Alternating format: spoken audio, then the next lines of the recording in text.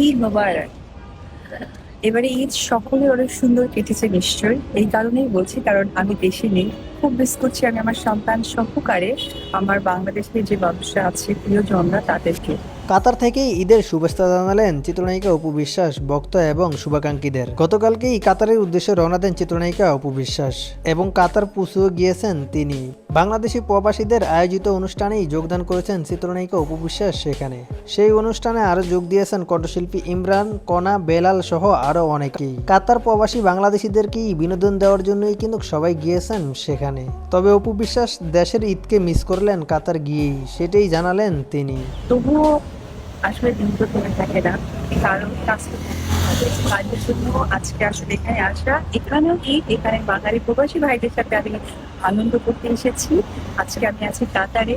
আর সকলকে বলতে চাই ঈদের অনেক অনেক শুভেচ্ছা এবং শুভকামনা। ঈদ মোবারক।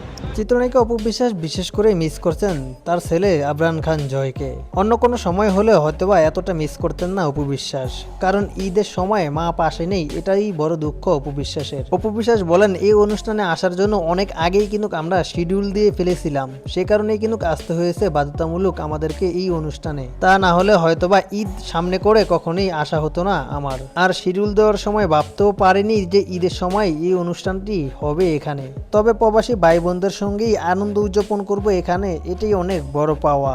তাদেরকে একটু বিনোদন দিতে পারলেই আমাদের এই কাতার সফরটি সার্থক হবে, কারণ তারা ফ্যামিলি ছেড়েই এই দূর প্রবাসে বসবাস করছেন ফ্যামিলির সুখের জন্যই। সে কারণেই তাদেরকে যদি একটু বিনোদন দিতে পারি, এটাই আমাদের অনেক বড় পাওয়া। এছাড়া আমরাও তাদের সঙ্গে একইভাবে বিনোদিত হব। তো যাই হোক ভিউয়ার্স, চিত্রনায়িকা অপু বিশ্বাসের কাতার সফর নিয়ে আপনাদের কোনো মন্তব্য থাকলে অবশ্যই কমেন্ট বক্সে কমেন্ট করে জানাতে পারেন।